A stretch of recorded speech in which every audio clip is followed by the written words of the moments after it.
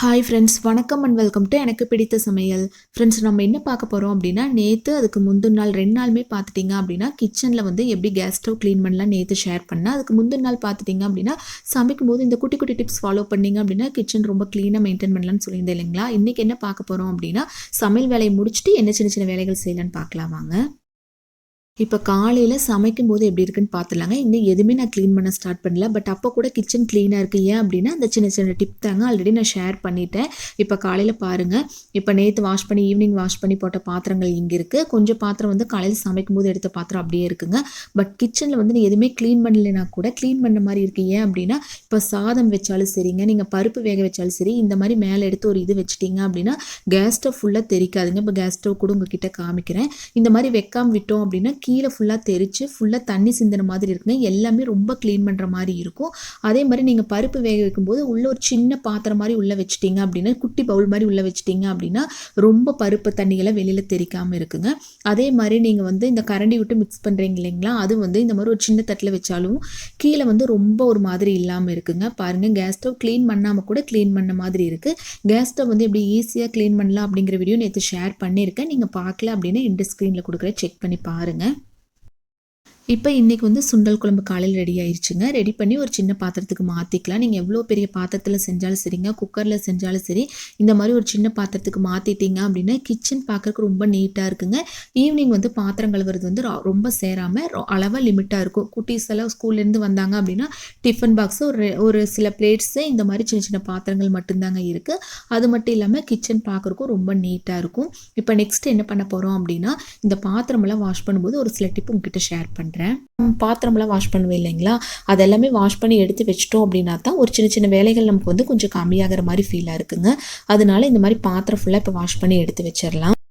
நான் எப்பவுமே பாத்திரமெல்லாம் வாஷ் பண்ணுறேன், அதாவது சோப் போட்டு வாஷ் பண்ணுறதுக்கு முன்னாடி என்ன பண்ணுவேன் அப்படின்னா, எல்லா பாத்திரத்தையுமே இந்த மாதிரி தண்ணியில் நார்மலாக வாஷ் பண்ணி எடுத்து வச்சுக்குவேங்க.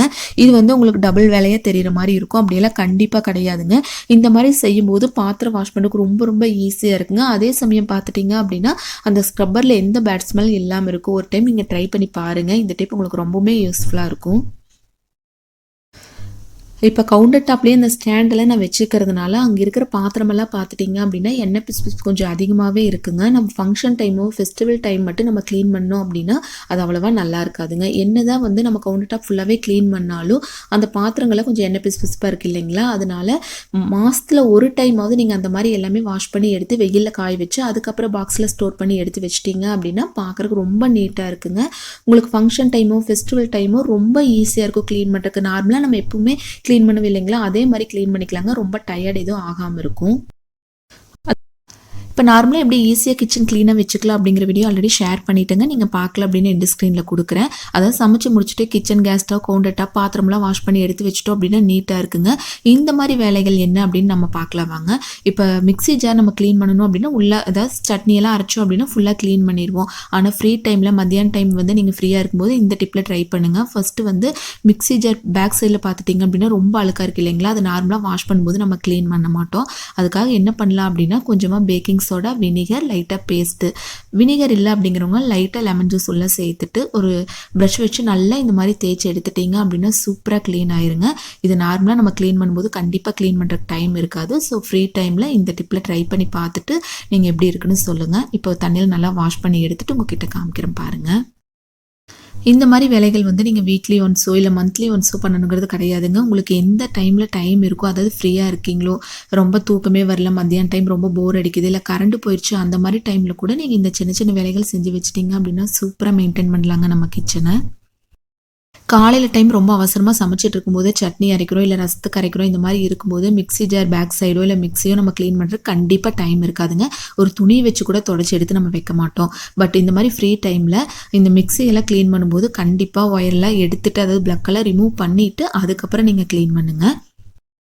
இப்போ ஒரு ஸ்க்ரப்பரில் லைட்டாக பேஸ்ட் வச்சு நல்லா இந்த மாதிரி தேய்ச்சி எடுத்துட்டிங்க அப்படின்னாவே சூப்பராக நம்ம மிக்ஸி க்ளீன் ஆயிருங்க. இப்போ ஃபுல்லாக இந்த மாதிரி தொடச்சி எடுத்துக்கலாம். தொடச்சி எடுத்துகிட்டு ஒரு டவல் வச்சு கூட நீங்கள் தொடச்சி எடுத்துக்கலாங்க. நான் ஆல்ரெடி சொன்ன மாதிரி சுவிட்சை ஆஃப் பண்ணிவிட்டு ப்ளக்கில் ரிமூவ் பண்ணிவிட்டு அதுக்கப்புறம் இந்த மாதிரி க்ளீன் பண்ண ஸ்டார்ட் பண்ணுங்கள். தண்ணியெல்லாம் இது வைக்க தேவையில்லைங்க. இந்த மாதிரி நல்லா ஸ்க்ரப்பர் வச்சு தேய்ச்சி எடுத்துகிட்டு ஒரு டவல் வச்சு தொடச்சி எடுத்துட்டிங்க அப்படின்னாவே மிக்ஸி வந்து அவ்வளோ சூப்பராக இருக்குங்க. பாருங்கள், நம்ம ஃபஸ்ட்டு பார்த்ததுக்கும் இப்போ பார்க்குறக்கும் உங்களுக்கு நல்லாவே டிஃப்ரென்ஸ் தெரியும்னு நினைக்கிறேன். ஸோ இந்த டிப்பில் ட்ரை பண்ணிவிட்டு எப்படி இருக்குன்னு சொல்லுங்கள். இப்போ வாங்க நெக்ஸ்ட் நம்ம என்ன வேலை செய்யலான்னு பார்த்துடலாம். இப்போ இந்த மாதிரி ஆயில் பாட்டிலெல்லாம் பார்த்துட்டிங்க அப்படின்னா, இப்போ வடை பஜ்ஜியெல்லாம் நம்ம போடும்போது அந்த எண்ணெயெல்லாம் மீதமாயிருச்சு அப்படின்னா, ரெகுலராக யூஸ் பண்ணுற நம்ம பாட்டிலில் சேர்க்காம இந்த மாதிரி ஒரு பிளாஸ்டிக் டப்பா கூட எடுத்துக்கலாங்க. அதில் ஊற்றி வச்சுக்கும் போது கண்டிப்பாக அந்த கீழே வந்து இந்த மாதிரி படிஞ்சிருக்கு இல்லைங்களா, அது எப்படி ஈஸியாக க்ளீன் பண்ணலான்னு பார்த்துடலாங்க. தண்ணி எதுவும் சேர்க்காம கொஞ்சமாக உப்பு சேர்த்துக்கலாங்க. தூள் உப்பு உள்ளே சேர்த்துட்டு 2-3 ஐஸ் க்யூப் கூட தாராளமாக உள்ளே சேர்த்துக்கோங்க. இப்போ இதில் கொஞ்சமாக விம் ஜெல் உள்ளே சேர்த்துக்கலாங்க. இல்லை அப்படின்னா நீங்கள் வந்து வேறு எந்த சோப் லிக்விட் எது இருந்தாலும் தாராளமாக உள்ளே சேர்த்துட்டு நல்லா இந்த மாதிரி ஷேக் பண்ணி எடுத்துட்டீங்க அப்படின்னா சூப்பராக க்ளீன் ஆயிருங்க.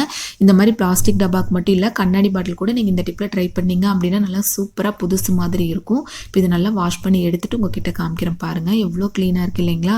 ஸோ ஃப்ரீ டைமில் இது கூட நம்ம ரெடி பண்ணி எடுத்து வச்சிட்டோம் அப்படின்னா சுத்தமாக நீட்டாக இருக்குங்க. ஓகே ஃப்ரெண்ட்ஸ், கண்டிப்பாக இந்த வீடியோ யூஸ்ஃபுல்லாக இருக்குன்னு நினைக்கிறேன். யூஸ்ஃபுல்லாக இருக்குன்னு நினச்சிங்க அப்படின்னா லைக் ஷேர் பண்ணுங்கள். தேங்க்யூ.